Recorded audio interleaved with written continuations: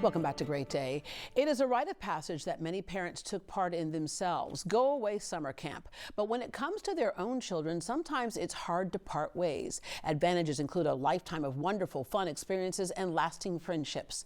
But last summer, July 4th, in the Texas Hill Country, camp became memorable for an entirely different reason.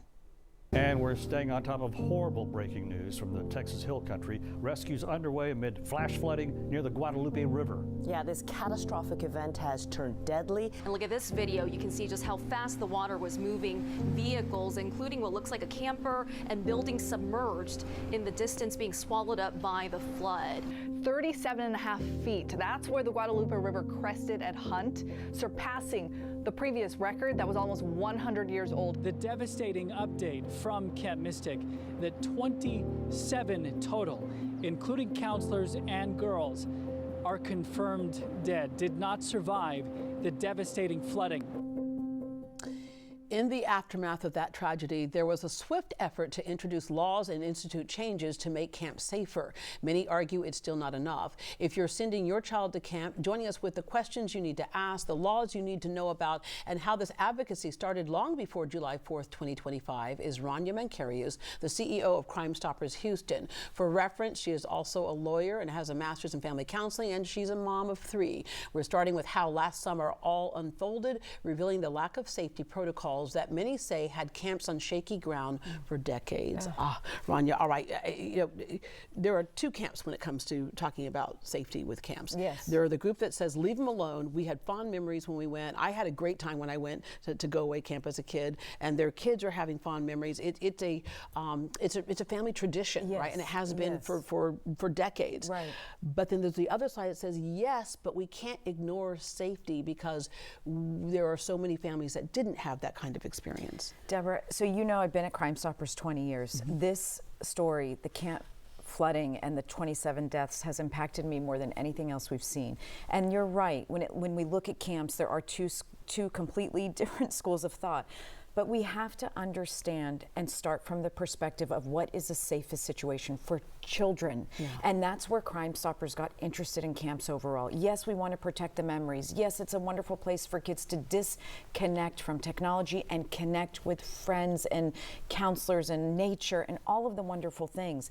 But it doesn't give camps the right to operate as a statutory outlier. Yeah. It doesn't give them the right to play by their own rules. And again, you've been looking at the camp safety for many, many years. About 10 years. What happened last year is that it became very public and very yes. tragic, but there are other things that have been kind of brushed aside that weren't looked at. We'll get into that in a second, but let's go over what happened last summer and then the aftermath of that. So it was July 4th, 2025, Kerr County.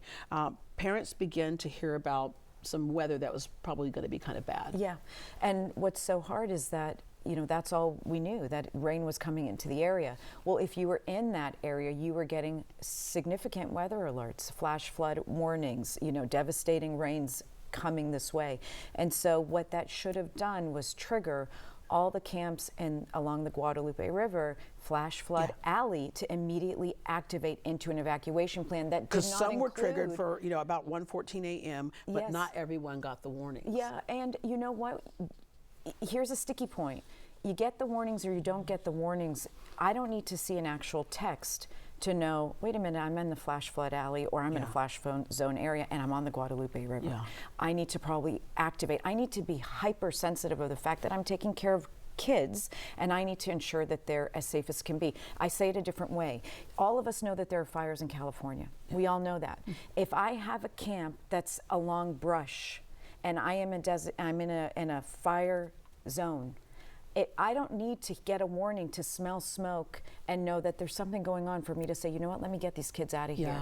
So warning or no warning, the rain was there, you know where you're located, and we knew that the rain was going to be pretty significant. I've been raining for some time. And a lot of this came out during the testimony in front of the Texas legislature, which, by the way, in record time reacted. All right.